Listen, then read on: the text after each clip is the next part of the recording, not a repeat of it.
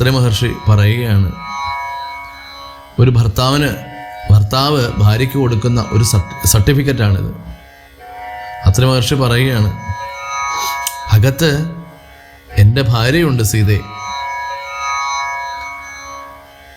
എത്രയും വൃദ്ധ തപസ്വിമാരിൽ വെച്ചുത്തമയായ ധർമ്മജ്ഞ,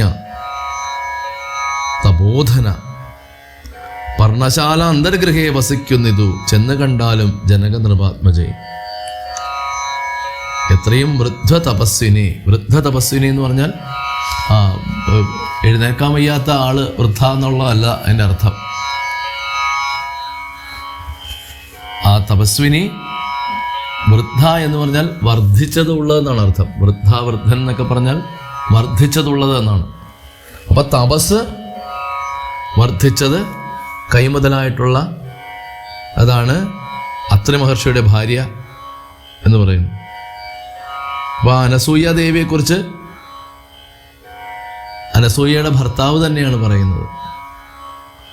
അകത്തേക്ക് കയറിയാലും സീതേവ് നല്ല വൃദ്ധ തപസ്വിനിയെ കാണാം, ഉത്തമയായിട്ടുള്ള ധർമ്മജ്ഞയാണ് എന്നൊക്കെ പറയുകയാണ്.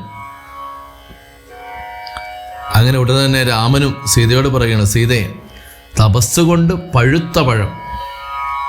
നമ്മുടെ നാട്ടിലെ തപസ്സില്ലാതെ പച്ചയാണ് ഇടിച്ച് പഴുപ്പിച്ച് പഴമാക്കുന്നത്. അത് നമുക്ക് കഴിക്കാൻ കൊള്ളില്ല. പക്ഷെ തപസ്സുകൊണ്ട് പഴുത്ത പഴമാണെങ്കിൽ അത് എപ്പോഴും അറിവ്, ജ്ഞാനം എപ്പോഴും അതിൻ്റെ ഔന്നത്യത്തിലായിരിക്കും. അപ്പം അതുകൊണ്ടാണ് ഭഗവാൻ പറയുന്നത്, സീതയെ തപസ്സുകൊണ്ട് പഴുത്ത പഴം. അതായത് ജ്ഞാനം കൊണ്ട് അറിയേണ്ടതെല്ലാം അറിഞ്ഞു. അറിയേണ്ടത് എന്തിനെക്കുറിച്ചാണ്? ഭഗവാനെക്കുറിച്ചാണ്, സത്യത്തെക്കുറിച്ചാണ്, പരബ്രഹ്മത്തെക്കുറിച്ചാണ്. അപ്പം അത് അറിഞ്ഞു കഴിഞ്ഞു. അതാണ് തപസ്സുകൊണ്ട് പഴുത്ത പഴം എന്ന് പറയുന്നത്. അങ്ങനെ സീതാദേവിയോട് ഭഗവാൻ പറയുകയാണ്, ദേവി പോയി അനസൂയ മാതാവിനെ കണ്ട് പദനമസ്കാരം ചെയ്യുമെന്ന് പറയുന്നു. അങ്ങനെ സീതാദേവി അനസൂയയുടെ പാദങ്ങളിൽ വീണ് നമസ്കരിച്ചു. അനസൂയ സീതാദേവിയെ പിടിച്ചു ഉയർത്തി കെട്ടിപ്പിടിച്ചു. എന്നിട്ട് പറയുകയാണ്, അല്ലയോ ജനകാത്മജേ, എൻ്റെ അടുത്തേക്ക് വരൂ. ഈ സത്സംഗം എനിക്ക് കിട്ടിയത് എൻ്റെ ജന്മ സാഫല്യമാണ് സീതേ. എന്നിട്ട് വിശ്വകർമാവ് തന്നെ നിർമ്മിച്ച ഒരു ദുഗൂലവും കുണ്ടലവും അംഗരാഗവും എല്ലാം അനസൂയാദേവി സീതയ്ക്ക് സമ്മാനമായിട്ട് നൽകുകയാണ്. എന്നിട്ടൊരു അനുഗ്രഹവും കൊടുക്കുകയാണ്, അല്ലയോ ജാനകി, പതിവ്രതാധർമ്മം അനുസരിച്ച് നീ രാമൻ്റെ ഒപ്പം വന്നത് വളരെ നല്ല കാര്യമാണ്. അങ്ങനെ തന്നെയാണ് ഉത്തമയായിട്ടുള്ള സ്ത്രീ ചെയ്യേണ്ടത്. അതുകൊണ്ട് ജാനകി, ഞാൻ നിന്നെ അനുഗ്രഹിക്കുകയാണ്. നീ എത്ര നാൾ ഈ കാട്ടിലെ വെയിലും മഴയും പൊടിയും ഒക്കെ കൊണ്ടാലും നിന്റെ സൗന്ദര്യത്തിന് യാതൊരുവിധ കുറവും ഉണ്ടാവുകയില്ല. നിനക്ക് യാതൊരുവിധ മങ്ങലും ഉണ്ടാവുകയില്ല എന്ന് പറയുകയാണ്. അതിനുശേഷം കുറച്ച് ദിവസം അവർ 3 പേരും അത്രി മഹർഷിയുടെ ആശ്രമത്തിൽ ചെലവഴിച്ച് അങ്ങനെ ആ അയോധ്യാകാന്ഡം സമാപിക്കുകയാണ്. അതിനുശേഷം ആരണ്യകാന്ഡത്തിലേക്കാണ് യാത്ര. അങ്ങനെ അവർ ആ ദണ്ഡകാരണ്യത്തിലേക്ക് പ്രവേശിക്കുകയാണ്. ഘോരമായിട്ടുള്ള കാട്, ഉഗ്രമായിട്ടുള്ള കാട്, സിംഹത്തിൻ്റെയും വ്യാഘ്രങ്ങളുടെയും പുലിയുടെയും കടുവയുടെയും ഒക്കെ അലർച്ച ഇടയ്ക്ക് മുഴങ്ങിക്കേൾക്കുന്ന കാട്, ആനയുടെ ചിഹ്നം വിളികൾ മുഴങ്ങിക്കേൾക്കുന്ന ആ കാട്, ക്രൂരങ്ങളായിട്ടുള്ള സർപ്പങ്ങൾ ഇഴഞ്ഞു നടക്കുന്ന അതിഭയാനകമായിട്ടുള്ള കാട്, ഘോരന്മാരായിട്ടുള്ള രാക്ഷസന്മാരുടെ അട്ടഹാസവും ഗർജനവും മുഴങ്ങിക്കേൾക്കുന്ന കാട്, സൂര്യൻ്റെ രശ്മി ഒരൽപ്പം പോലും ഭൂമിയിലേക്ക് പതിക്കാത്ത അതിഭയാനക അതിഭയാനകത ഉണർത്തുന്ന ആ കാട്. അപ്പോൾ അതായത് ഒരല്പം പോലും സൂര്യൻ്റെ രശ്മി ഭൂമിയിലേക്ക് വീഴില്ല. അതുപോലെ എന്താ പറയുക, ആ ഭൂമിക്ക് മുകളിൽ ഒരു കൊട വിരിച്ചതുപോലെയാണ് മരങ്ങൾ തിങ്ങി നിറഞ്ഞു നിൽക്കുന്നത്. അതിനിടയ്ക്ക് പക്ഷികളുടെ ഒച്ച, ശബ്ദം, ഇതെല്ലാം ഉണ്ട്. അപ്പോൾ ഭഗവാൻ ലക്ഷ്മണനോട് ഉടനെ പറയുകയാണ്, ലക്ഷ്മണ, 4 ഭാഗവും നീ നന്നായിട്ട് നോക്കണം. എല്ലാ ഭാഗത്തും എൻ്റെ കണ്ണെത്തിയെന്ന് വരില്ല. അതുകൊണ്ട് 4 ഭാഗവും നീ നന്നായിട്ട് നോക്കണം. രാക്ഷസന്മാര് ഭക്ഷണത്തിന് വേണ്ടിയിട്ട് ആർത്തു പിടിച്ച് നടക്കുന്ന ഒരു കാടാണിത്. നന്നായിട്ട് വില്ലൊക്കെ കുലച്ച് ഒരുക്കി വയ്ക്കണം. എന്നിട്ട് നല്ല മൂർച്ചയുള്ള ഒരു അസ്ത്രം എടുത്ത് ഒരെണ്ണം കയ്യിൽ എടുത്ത് വയ്ക്കണം. എന്നിട്ട് മുന്നിൽ നീ നടക്കണം, നിന്റെ പുറകിൽ സീത, സീതയുടെ പിന്നിൽ ഞാനും നടക്കാം. ജീവാത്മാ പരമാത്മാക്കൾക്ക് മധ്യസ്ഥയാകും ദേവി, മഹാമായ ശക്തി എന്നത് തന്നെ പോലെ ആ ജീവാത്മാ പരമാത്മാക്കൾക്ക് മധ്യസ്ഥയായിട്ടുള്ള ദേവി, മഹാമായ ആ ശക്തി പോലെ. അപ്പോൾ ദേവി അങ്ങനെ നടക്കുമ്പോൾ ദേവിക്ക് ഒട്ടും ഭയമുണ്ടാവുകയില്ല എന്ന് രാമൻ പറയുകയാണ്. അങ്ങനെ ആ ഭയാനകമായ കാട്ടിലൂടെ അവർ സഞ്ചരിക്കുമ്പോഴാണ് വല്ലാത്ത സ്വരൂപമുള്ള ഒരു സത്വത്തെ കാണുകയാണ്. അപ്പോൾ ഈ സത്വം രാമലക്ഷ്മണന്മാരുടെ മുമ്പിലേക്ക് ഉച്ചത്തിൽ അലറിക്കൊണ്ട് ചാടി വീഴുകയാണ്. അപ്പോൾ ലക്ഷ്മണനോട് ഭഗവാൻ പറയുന്നു, കണ്ടോ ലക്ഷ്മണ, അതിഭയങ്കരമായിട്ടുള്ളൊരു സത്വമാണിവൻ. നിന്റെ കയ്യിലുള്ള ബാണമെടുത്ത് സജ്ജമാക്കി വയ്ക്കുക. എന്നിട്ട് വളരെ ശ്രദ്ധയോടെ നിൽക്കൂ കുമാര. അസ്ത്രം അയക്കാനായിട്ട് തയ്യാറായി ഏകാഗ്രമായിട്ട് നിൽക്കണം. എന്നിട്ട് രാമൻ സീതയോട് പറയുകയാണ്, സീതയെ, നീ ഇതുകൊണ്ട് പേടിക്കരുത്, നീ ഇത് കണ്ട് പേടിക്കരുത്, നിനക്കൊന്നും സംഭവിക്കുകയില്ല എന്ന് പറയുകയാണ്. അപ്പോഴത്തേക്കും രാക്ഷസൻ വളരെക്കൊണ്ട് രാമലക്ഷ്മണന്മാരെ സീതാദേവിയുടെ അടുത്തേക്ക് പാഞ്ഞെടുത്തു.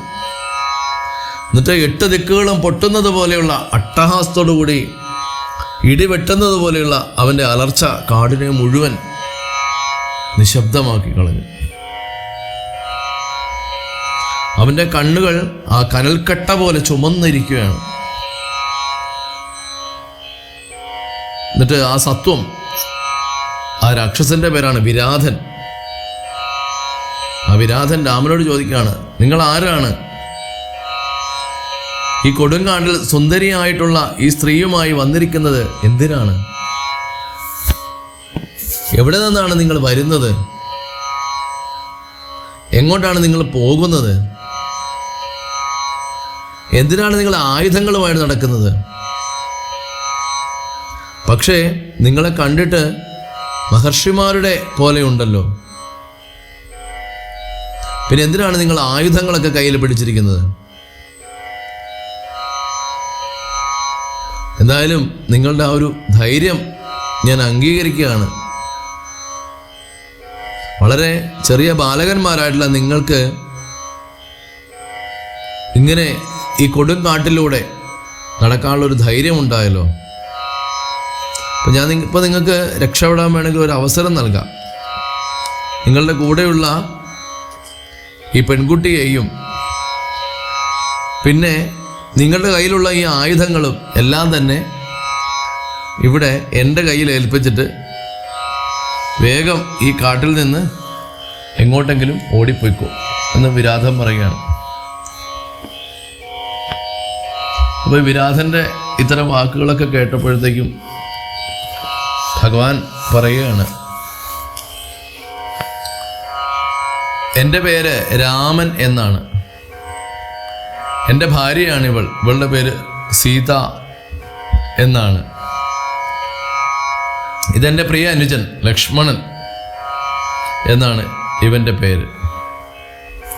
പിന്നെ നീ ഇപ്പൊ ചോദിച്ചില്ലേ എന്തിനാണ് ഞാൻ ഈ കാട്ടിൽ ഇങ്ങനെ ആയുധം ധരിച്ചുകൊണ്ട് നടക്കുന്നതെന്ന്? അതാ പറയാണ്, ജനകനിയോഗത്താലാണ്. ഇവിടെ ജനകനിയോഗത്താൽ എന്ന് പറഞ്ഞാൽ അത് നമ്മൾ അർത്ഥമെടുക്കേണ്ടത് ആ ഈശ്വര നിയോഗത്താലാണ്. ഞാനിവിടെ ഈ കാട്ടില് ആയുധവുമായിട്ട് നടക്കുന്നത്. അപ്പോൾ ഈശ്വരൻ എന്നെ ഏൽപ്പിച്ചിരിക്കുന്ന കടമയാണ് ഈ കാട്ടിൽ വന്ന് ഈ ആയുധങ്ങളുമായിട്ട് നടക്കുക. മറ്റൊന്നിനുമല്ല വിരാധ, നിന്നെ പോലെയുള്ള ദുഷ്ടരാക്ഷസന്മാരെ കൊല്ലാൻ വേണ്ടി തന്നെയാണ് ഈശ്വരൻ എന്നെ നിയോഗിച്ചിരിക്കുന്നത്. വിരാധ, നിന്നെ പോലുള്ള ദുഷ്ടരാക്ഷസന്മാരെ കൊല്ലാൻ വേണ്ടി തന്നെയാണ് ഞാൻ ഈ കാട്ടിലെ ആയുധങ്ങളുമായിട്ട് നടക്കുന്നത്.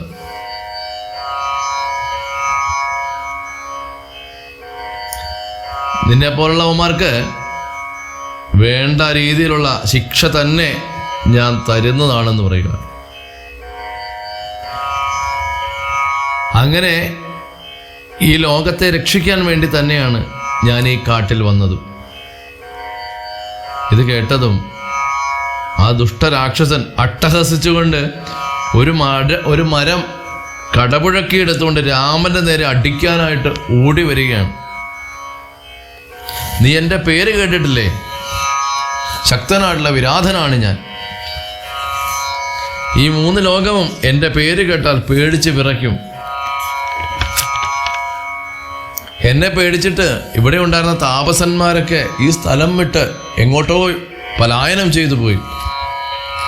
അതുകൊണ്ട് ഞാൻ വീണ്ടും പറയുന്നു, നീ ഈ സ്ത്രീയെ നിന്റെ കയ്യിലുള്ള ആയുധങ്ങളും എനിക്ക് തന്നിട്ട് നീ ഓടി, നീയും നിന്റെ അനുജനും എങ്ങോട്ടെങ്കിലും ഓടി രക്ഷപ്പെട്ടു. അല്ലെങ്കിൽ നിങ്ങൾ 2 ബാലകന്മാരെയും ഞാൻ ഇപ്പോൾ തന്നെ പിടിച്ചു തിന്നും.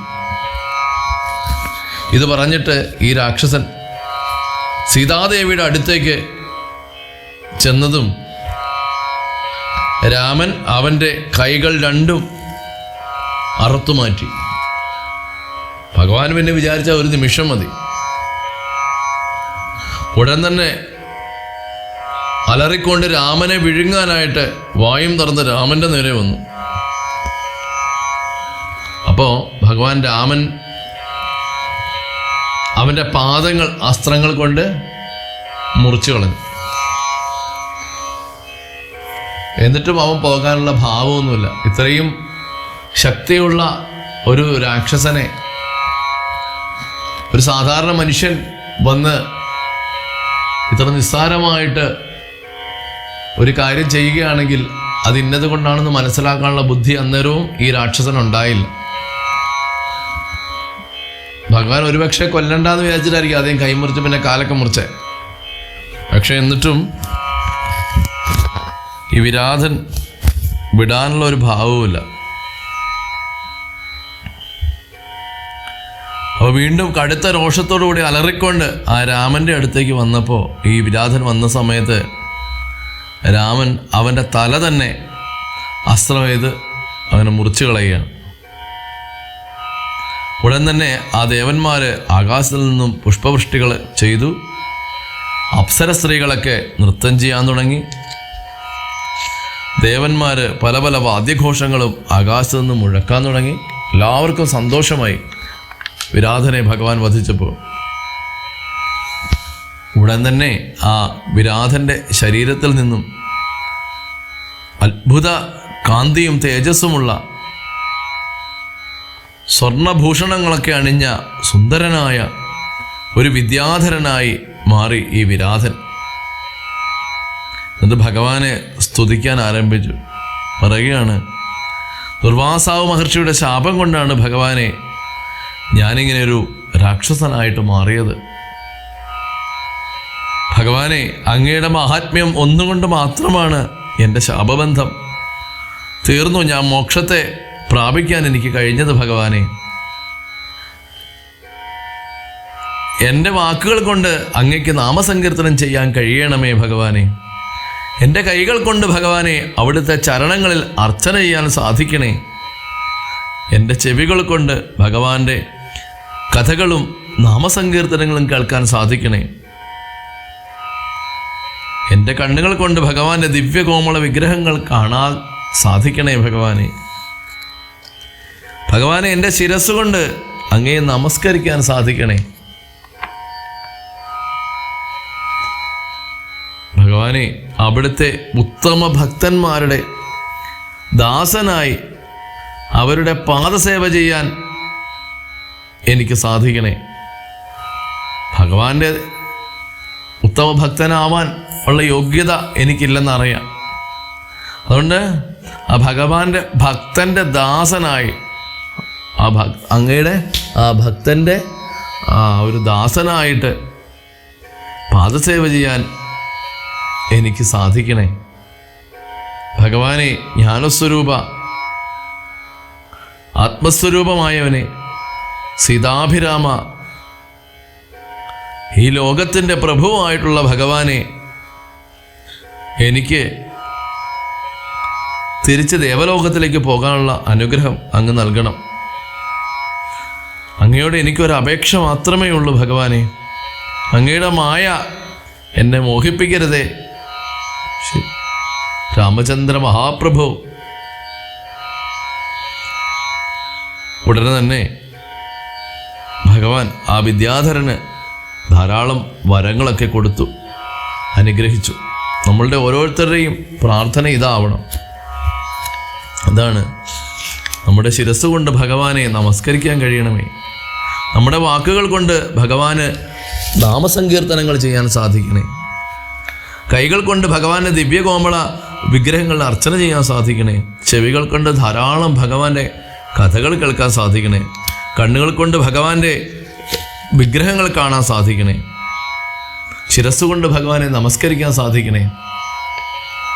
ഇത് നമ്മുടെ പ്രാർത്ഥനയാവേണ്ട ഒരു കാര്യമാണ്. വിരാധൻ ഇവിടെ പ്രാർത്ഥിച്ചത്.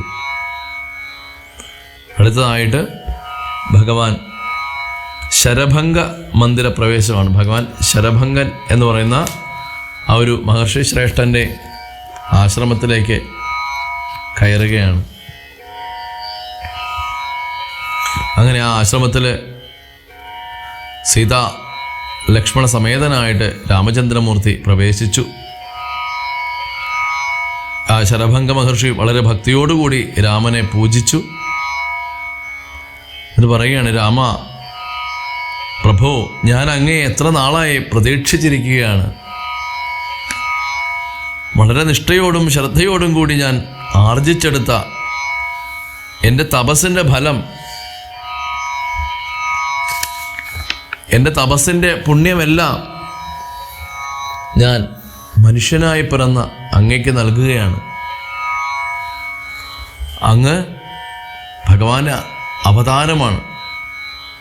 എൻ്റെ പുണ്യമെല്ലാം ഞാൻ ഭഗവാനിലേക്ക് അർപ്പിക്കുകയാണ്. എൻ്റെ തപസ്സിൻ്റെ ആ ഫലമെല്ലാം ഭഗവാനെ ഞാൻ അർപ്പിക്കുകയാണ്. ഇപ്പോൾ ഞാൻ ആഗ്രഹിച്ച പോലെ തന്നെ സംഭവിച്ചു. എൻ്റെ എല്ലാ ബന്ധങ്ങളും അറ്റു. അതുകൊണ്ട് ഞാൻ മോക്ഷം പ്രാപിക്കാനായിട്ട് എന്നെ ഭഗവാൻ അനുഗ്രഹിക്കണം എന്ന് പറയുന്നു. അങ്ങനെ ഭഗവാന്റെ അനുഗ്രഹം കൊണ്ട് ആ ശ്രീരാമചന്ദ്രനെയും സീതാദേവിയെയും സോദരനായിട്ടുള്ള ലക്ഷ്മണസ്വാമിയെയും നോക്കിക്കൊണ്ട് തന്നെ സന്തോഷചിത്തനായിട്ട് ശരഭംഗ മാമുനി ആ ശരീരം ഉപേക്ഷിച്ച് ആ ഭഗവാനിലേക്ക് തന്നെ വിലയം പ്രാപിച്ചു. അദ്ദേഹത്തിൻ്റെ ആഗ്രഹവും അതായിരുന്നു. ഭഗവാനെ നോക്കിക്കൊണ്ട് തന്നെ, ഭഗവാനെ കണ്ടുകൊണ്ട് തന്നെ, ആ ദിവ്യകോമള വിഗ്രഹം മനസ്സിൽ ധ്യാനിച്ചുകൊണ്ട് തന്നെ തപസ്സെല്ലാം ആർജിച്ചെടുത്ത തപസ്സിൻ്റെ ആ ഒരു ചൈതന്യമെല്ലാം ഭഗവാനിലേക്ക് അർപ്പിച്ചുകൊണ്ട് ഈ ശരീരം ഉപേക്ഷിച്ച് ഭഗവാനിലേക്ക് തന്നെ എത്തിച്ചേരണമെന്നുള്ളതായിരുന്നു ആ ശരഭംഗ മഹർഷിയുടെ ഏറ്റവും വലിയ ആഗ്രഹം. ഭഗവാൻ കാട്ടിൽ വന്നില്ലായിരുന്നു എങ്കിൽ എത്രയോ മഹർഷി ശ്രേഷ്ഠന്മാർ എത്രയോ കാലങ്ങളായിട്ട്, എത്രയോ യുഗങ്ങളായിട്ട് ഭഗവാനെ മാത്രം ധ്യാനിച്ചുകൊണ്ട് തപസ് ചെയ്ത് ഇരിക്കുകയാണ് ഭഗവാന്റെ ഒരു ദർശനം കിട്ടാനായിട്ട്. അങ്ങനെ ശരഭംഗ മാമുനി ശരീരം ഉപേക്ഷിച്ചു ഭഗവാനിലേക്ക് എത്തിച്ചേർന്നു. അടുത്തത് മുനിമണ്ഡല സമാഗമമാണ്. അങ്ങനെ ശ്രീരാമചന്ദ്ര മൂർത്തിയും അനുജൻ ലക്ഷ്മണനും സീതാദേവിയും ദണ്ഡകാരുണ്യത്തിൽ വന്നിട്ട് ഉണ്ട് എന്നറിഞ്ഞപ്പോൾ ആ കാട്ടിൽ തപസ് ചെയ്തുകൊണ്ടിരുന്ന ആ സന്യാസിമാർ, മഹർഷി ശ്രേഷ്ഠന്മാർ അവരെല്ലാവരും ഭഗവാനെ കാണുന്നതിന് വേണ്ടി എത്തിച്ചേർന്നു. എല്ലാ മഹർഷിമാരെയും ആ രാമൻ അവരുടെ കാൽക്കലിലൊക്കെ വീണ് നമസ്കരിച്ചു. തുടർന്ന് മഹർഷിമാർ പറയുകയാണ്, ഭഗവാനെ, അവിടുന്ന് ബ്രഹ്മാവിൻ്റെ അപേക്ഷ പ്രകാരം ഈ ഭൂമിയുടെ ഭാരം തീർക്കാനായിട്ട് ഇവിടെ വന്ന് മനുഷ്യനായിട്ട് അവതരിച്ചതല്ലേ? ലക്ഷ്മണൻ സാക്ഷാൽ അനന്തനാണെന്നും ലക്ഷ്മീദേവി സീതയും ഭരതശത്രുഘ്നന്മാർ ശംഖചക്രങ്ങൾ ആണെന്നും ഞങ്ങൾക്കറിയാം ഭഗവാനെ. അങ്ങയുടെ അഭിഷേകത്തിന് വിഘ്നം സംഭവിച്ചത് അത് ഞങ്ങളുടെ സങ്കടം തീർക്കാനായിട്ടാണ് എന്നും ഞങ്ങൾ അറിയുന്നു ഭഗവാനെ. ധാരാളം താപസന്മാർ പണ്ടിവിടെ ഉണ്ടായിരുന്ന കാടാണ് ദണ്ഡകാരണ്യം. അവരുടെ ആശ്രമം അങ്ങ് ഒന്നും വന്ന് കാണണം. അങ്ങനെ അതിൽ പല ഋഷിവാടങ്ങളിലും ഭഗവാൻ ചെന്നപ്പോൾ കണ്ട ഒരു കാഴ്ച എന്ന് പറയുന്നത് ആരുടെയും കരളലിയിക്കുന്ന രംഗങ്ങളായിരുന്നു. മനുഷ്യൻ്റെ തലയോടുകളും എല്ലുകളും ഒക്കെ ഓരോ കുന്നുകൾ പോലെ പല പല സ്ഥലങ്ങളിലായിട്ട് ഓരോ ഋഷിവാടങ്ങളിലും കിടക്കുന്നു. അപ്പോൾ ഭഗവാൻ ശ്രീരാമചന്ദ്രമൂർത്തി അവരോട് വളരെ ആശ്ചര്യത്തോടുകൂടി ചോദിക്കുകയാണ്, മനുഷ്യൻ്റെ തലയോട്ടുകളും എല്ലുകളുമൊക്കെ ഇതെന്താ ഇങ്ങനെ ഇവിടെ ഇങ്ങനെ കൂടിക്കിടക്കുന്നത്? എന്താണ് കാരണം? ഇതെങ്ങനെയാണ് സംഭവിച്ചത് എന്ന് ചോദിക്കുകയാണ്. അപ്പോൾ ആ മഹർഷിമാർ, ഋഷി ശ്രേഷ്ഠന്മാർ പറയുകയാണ്, ഞങ്ങളെപ്പോലുള്ള ഋഷിമാരെ രാക്ഷസന്മാർ പിടിച്ച് ഭക്ഷിക്കുന്നത് കൊണ്ടാണ് രാമ ഇവിടെ ഇങ്ങനെ അസ്ഥികൾ കൊണ്ട് നിറഞ്ഞു കിടക്കുന്നത്. ഇതെല്ലാം ഓരോരോ മുനിശ്രേഷ്ഠന്മാരുടെ അസ്ഥികളാണ് ഈ കിടക്കുന്നത്. രാമ, ഞങ്ങൾക്ക് തപസ്സിൻ്റെ ശക്തിയുണ്ട്. അതുകൊണ്ട് വേണമെങ്കിൽ ഈ രാക്ഷസന്മാരെയൊക്കെ ശപിച്ച് ഭസ്മമാക്കാൻ പറ്റും. വേണമെങ്കിൽ ഞങ്ങൾക്ക് അവരിൽ നിന്ന് അങ്ങനെ രക്ഷപ്പെടാം. അവർ ഞങ്ങളെ പിടിച്ച് ആക്രമിക്കാൻ വരുമ്പോൾ വേണം ഞങ്ങൾക്ക് അവരെ ശപിച്ച് ഭസ്മമാക്കാം. അങ്ങനെ ഞങ്ങൾക്ക് അവരിൽ നിന്ന് രക്ഷപ്പെടാം. പക്ഷെ ഞങ്ങളത് ചെയ്യില്ല രാമ. കാരണം ഞങ്ങളുടെ തപസ്സിൻ്റെ ശക്തി ഈ ലോകത്തിൻ്റെ നന്മയ്ക്ക് വേണ്ടി ഞങ്ങൾ സംഭരിച്ചു വച്ചിരിക്കുന്നതാണ് രാമ. അത് ഇവരെ ശപിച്ച് ഇല്ലാതാക്കാനുള്ളതല്ല രാമ. അത് ഈ ലോക നന്മയ്ക്ക് വേണ്ടിയിട്ടുള്ളതാണ്. ഞങ്ങൾ തപസ് ചെയ്യുന്നത് ഈ ലോക നന്മയ്ക്ക് വേണ്ടിയിട്ടാണ്. സമസ്ത ജീവജാലങ്ങൾക്ക് വേണ്ടിയിട്ടാണ് രാമ ഞങ്ങളുടെ തപസ്. ഞങ്ങൾ ഈ ദുഷ്ടരാക്ഷസന്മാരെ ശപിച്ചാൽ ഞങ്ങൾ അത്രയും കാലവും ആർജിച്ചെടുത്ത തപസ്സിൻ്റെ ശക്തി പോവും. അതുകൊണ്ട് ഈ ലോക നന്മ ഉണ്ടാകണമെങ്കിൽ ഞങ്ങളുടെ തപസ്സിൻ്റെ ശക്തി അതുപോലെ തന്നെ നിലനിൽക്കണം. അതുകൊണ്ട് ഞങ്ങൾ സ്വയം മരണം വരിക്കുന്നു. ഇവർ ഞങ്ങളെ വധിക്കുന്നു രാമ. ഭഗവാന് ഇത് കേട്ടതും ഭഗവാൻ അങ്ങോട്ട് പെരുവരലെന്ന് ദേഷ്യം ഇങ്ങനെ അരിച്ച് കയറിക്കണമെന്ന് ആ മുനിമാരോട് പറയുകയാണ്, നിഷ്ഠൂരന്മാരായ ദുഷ്ടരാക്ഷസന്മാരെ എല്ലാം കുലത്തോടെ കൊന്നിട്ടേ രാമൻ ഈ കാട്ടിൽ നിന്ന് പുറത്തു കിടക്കുകയുള്ളൂ. സത്യം, രാമൻ്റെ വാക്ക് ഒരിക്കലും വെറുതെയാവില്ല. ഭഗവാൻ പറയാണ്, നിഷ്ഠൂരന്മാരായിട്ടുള്ള ഈ ദുഷ്ടരാക്ഷസന്മാരെ എല്ലാം കുലത്തോടെ കൊന്നിട്ടേ രാമൻ ഈ കാട്ടിൽ നിന്ന് പുറത്തു കിടക്കുകയുള്ളൂ. സത്യം, രാമൻ്റെ വാക്ക് ഒരിക്കലും വെറുതെയാവില്ല. നിങ്ങളെ രക്ഷിക്കാൻ വേണ്ടി മാത്രമാണ് രാമൻ ഈ കാട്ടിൽ ആയുധധാരിയായി നടക്കുന്നത്. നിങ്ങൾ സന്തുഷ്ട ചിത്തന്മാരായിട്ട് തപസ് ചെയ്തോളൂ